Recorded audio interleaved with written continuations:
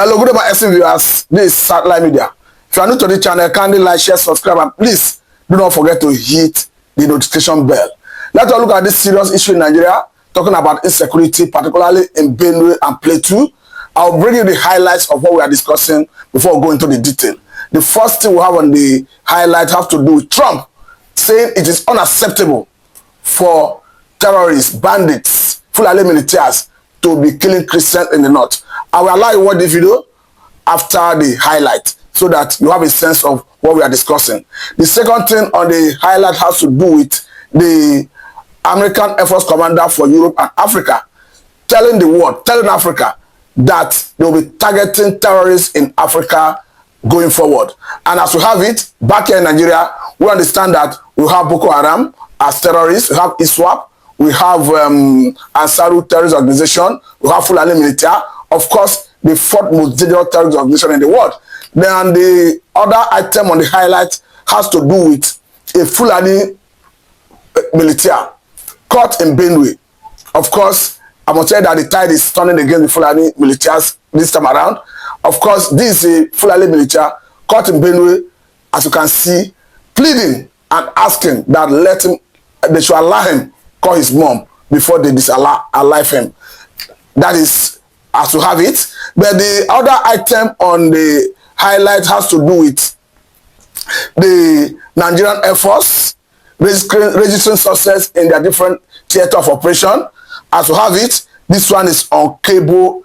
The cable is a Nigerian Air Force bombs Boko Haram camp in Benue, kills terrorists planning Salah attacks. So you can clearly see that the armed forces are registering success. And the other one has to do with the Chief of Army Staff relocating to the theater of operation, relocating to Benue to see that the issue of Fulani Militia in that region is subdued. Now, I will allow you to watch this video of Trump speaking directly on this issue before we further this conversation. Very important, but again, especially as it relates to terrorism. And that's terrorism here and terrorism all over the world. It's a hotbed, and we're going to be stopping that. Also, we've had very serious problems with Christians who have been murdered, killed in Nigeria. We're going to be working on that problem, and working on that problem very, very hard, because we can't allow that to happen. You are welcome back. Looking at this Fulani Militia, who was, of course, begging to be allowed to speak to his mother before they will possibly disallow him. I think it speaks volume of what Nigerians are going through in the hands of bandits. And of course, there's a saying that when they carry the corpse of someone that is unknown to you, it looks as if it's a log of wood. But when they carry the corpse of somebody who is dead to you, you know the pain, what it means to lose your loved one. I'm not a sadist, but let me quickly say that for every evil action anyone does, it comes with consequence. I think the consequence is what may have befallen the person who are talking about, the Fulani Militia, who was actually caught and, of course, begging for his life. But, however, in order not to be seen in a situation where jungle justice reigns, I think the security agencies will rise to their responsibility to do the needful. Because if you arrest corporals, nip their crime in the bud, take them before the law court, prosecute them, and let the court make a pronouncement, it will save the whole idea of jungle justice. But the point is, for every evil action, it comes with consequence. And again, as we have it, Fulani Militias have been a menace, particularly in that Benue and the Plateau state. We had a situation where even the past governor of Benue State, talking about Samuel Autumn, made it very clear that the Fulani nationality movement that attempted to assassinate him, that they already claimed that they own Nigeria. And of course, he said he had document to that effect, that he has since submitted it to the relevant security agencies, even the presidency and all of that. But surprisingly, we have not seen any action from the government. But let me quickly say at this point that the way it is, the Fulani have completely conquered, subdued, and subjugated the north. And from what I've seen, from my personal observation, the Fulani man is an intelligent man in the essence that he knows what he wants. Because take for instance, look at the Supreme Council of Islamic Affairs in the whole federation. The Sultan of Sokoto is the sole chairman.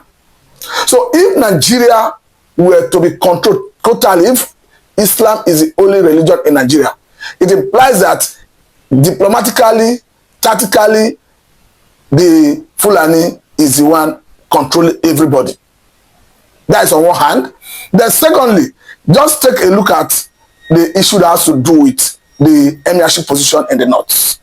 I had an interaction with someone, of course, a Fulani man recently. He's emphatically told me that the only emir that is not Fulani in the north is just about 2. That every other position available in terms of emirship in the north is Fulani.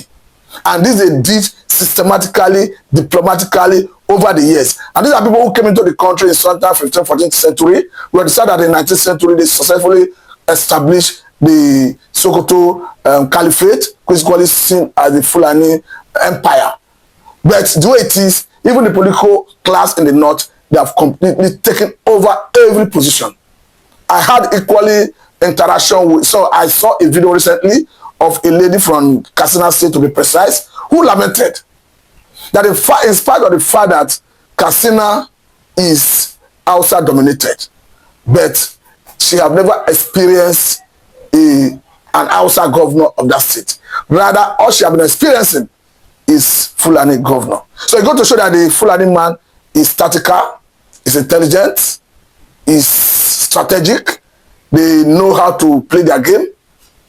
But when it comes to issue of insecurity, issue of subjugating the south, the same way they have subjugated the north, I think it is irrespective of where you come from in the southern part of the country, everybody must come together and resist it. Resisting it means coming to protect yourselves, just like the Director General of DSS have said.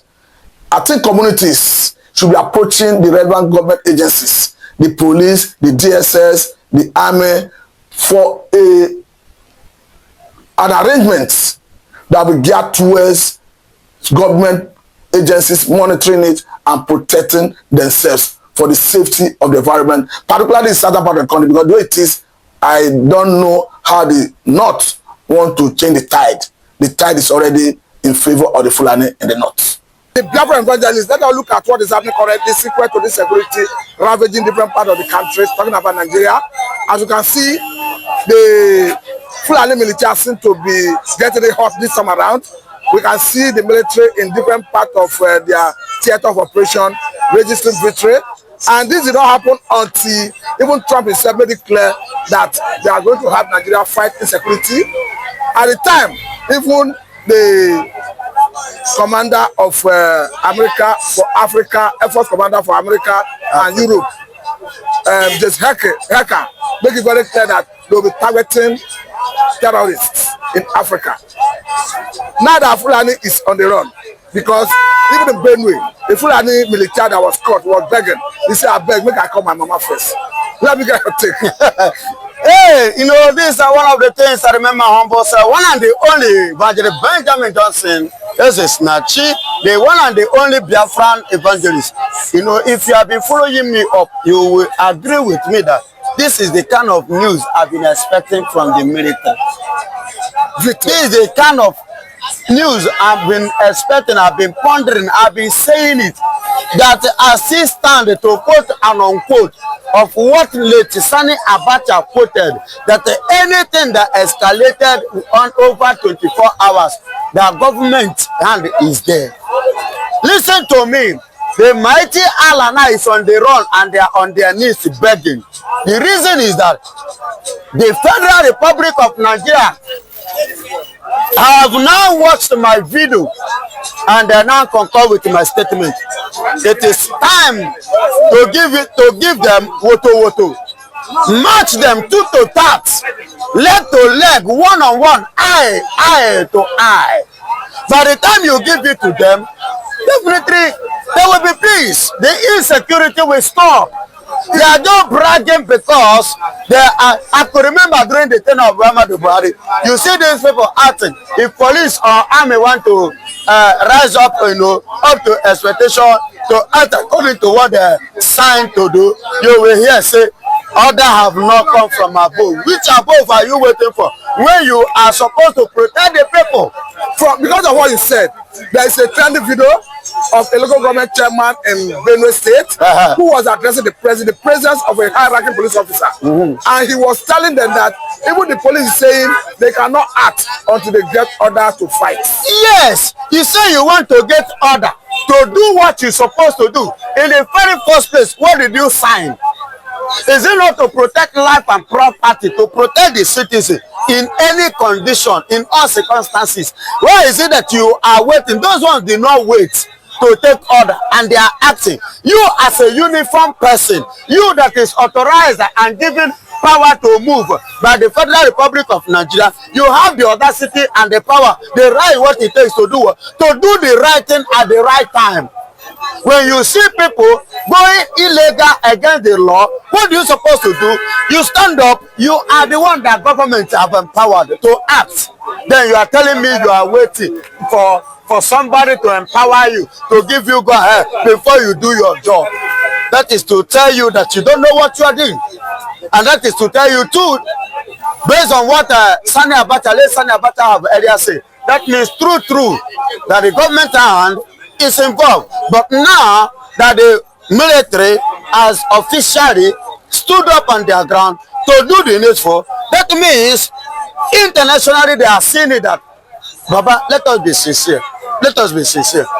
You know the turning down of Canada to CDS Musa and other 70 soldiers in Nigeria is a very huge slap in the face of Nigerian military.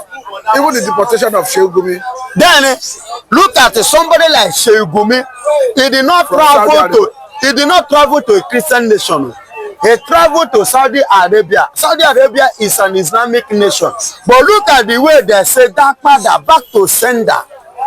As they say back to sender, that info that you are carrying out, that activities you are sponsoring, you are carrying out partnering with, bargaining in Nigeria, you must not bring it here. They rejected it. That is a nation that hates terrorism. So this have played immensely to the memory, to the mindset, and to the heart of every Nigerian reasonable person to know that these people are not supposed to be welcome, that the government of Nigeria is supposed to wake up and let the military stand up in their office and do their duty the way it should. Now, the way it is, because we understand that, just like I told you earlier on, that James Hecker, of course, American Air Force Commander for Europe and Africa, was emphatic that they were going to target terrorists in Africa. Today, they are back here in Nigeria. You have ISWAP, you have Boko Haram, you have Fulani Militia. We have Mahmouda. You have Mahmouda, aka Malan Group. Of course, if you are looking at Fulani Militia, the global terrorists that say that the fourth most dangerous terrorist organization in the world. Is this something you welcome, that they should come here and bomb them? Baba, if there is any word to use beside or above bombing, they should come up with it. 100% welcome. They should come and deal with these people. See, let me tell you, you see this thing that everybody is crying, separation, and whatsoever, was as a result of the activities and the evil activity character of these people. That is why no Nigeria is comfortable again. No Nigeria is happy being a citizen of this country. Everybody is on the run. Imagine the former head of state, a person of Gowon now, is on the run. How do you mean that he's on the run? He's no longer in Plateau State. Gowon don't run come up from village. You know, have traveled now. Which you travel? He will not tell you the truth now. See Brutai village, I'm telling you. Tukwa Brutai village has been vandalized. Yes, now the one who went to Nnamdi Kanu house and vandalized it, his own village has been vandalized too. By who? Boko Haram. But how do you see it? Someone like Trump speaking directly to Nigerian situation in terms of insecurity, particularly the Fulani Militia. Because those ones are killing the Christians, they are taking the life of Christians, and they pay us for here. Because in the name of they want to take over Nigeria as a jihadist Islamic nation ideology. That is why the Christians in the whole Nigeria are suffering elimination, early deaths. Look at Taraba. Look at Kebbi State. Look at Kogi now. And I want to talk about what is already happening in Benue and Plateau.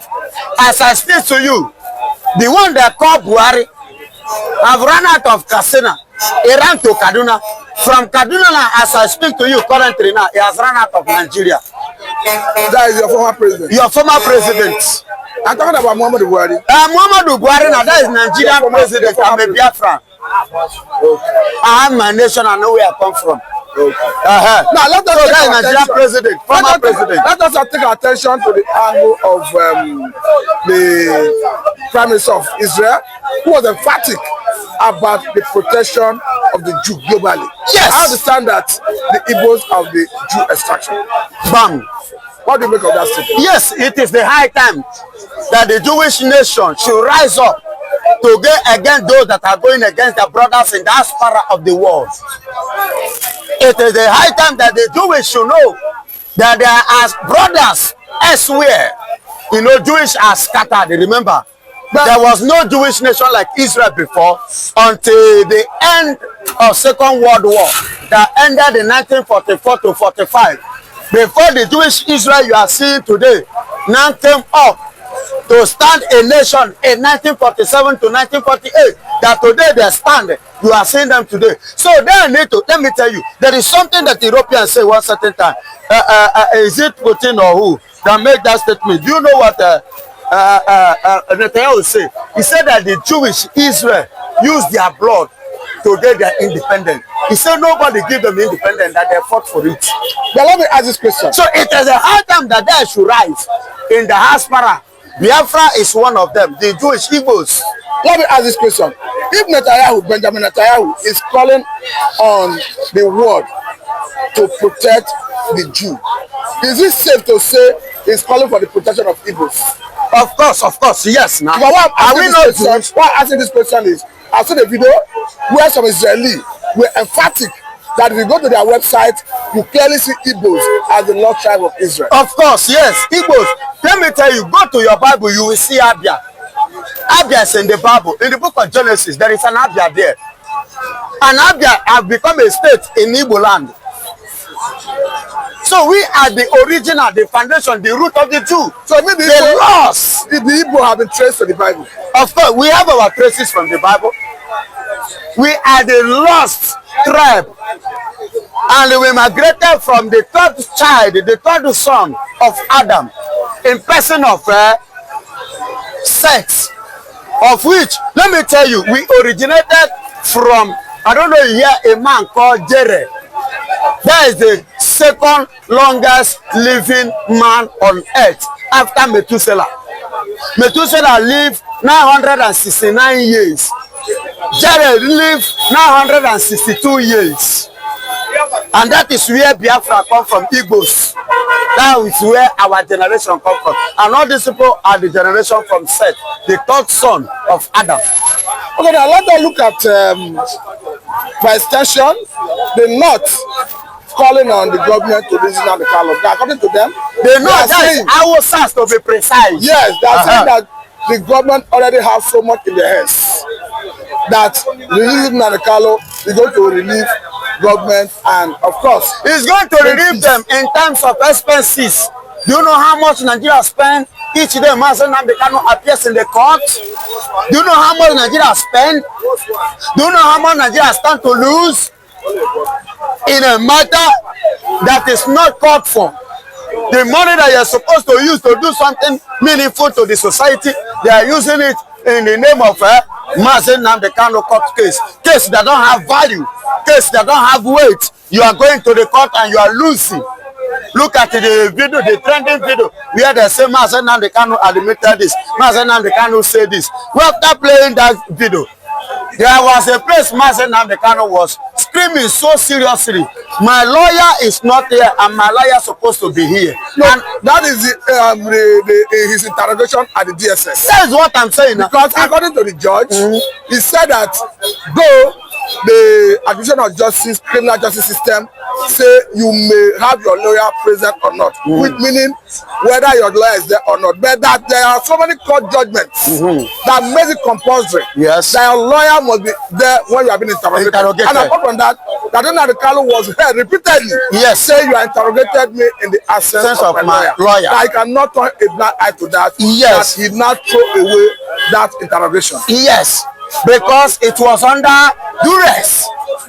And duress means going against your fundamental human rights. Meaning somebody was coerced, somebody was intimidated, forcefully. Somebody was forcefully to admit what it doesn't supposed to. But the basis of which the judge threw away the evidence is because he was interrogated outside without the presence of his lawyer. Yes, that is why it was. So if you watch all this, what Nigerians actually stand, what are they looking for, what they actually stand to gain in this, you will discover and you will agree with me that this court case, in the case of Nnamdi Kanu, is meaningless, and Nigeria stand to spend a lot of money each time he appear in the court. And what is the essence? The previous court that he have appeared, what did Nigeria gain? Which profit has he contributed in Nigerian economy? That should be the angle we should be looking at it. Which profit has this given to them? So in this case, and this young man standing a chance, always in a very transparent mood, in a very transparent way, and you see that this man is being held illegal.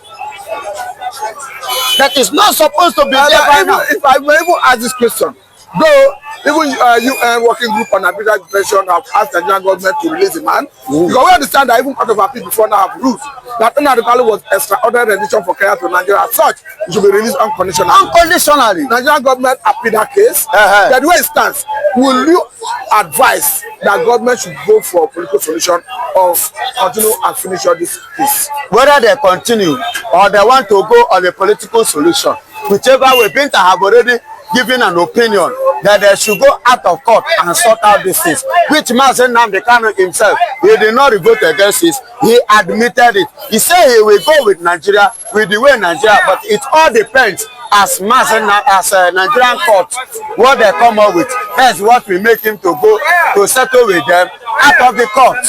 But if they now come illegal, in order for them to use it against him tomorrow, he will not admit to that, and he cannot welcome it. And I concur with him, I agree with him.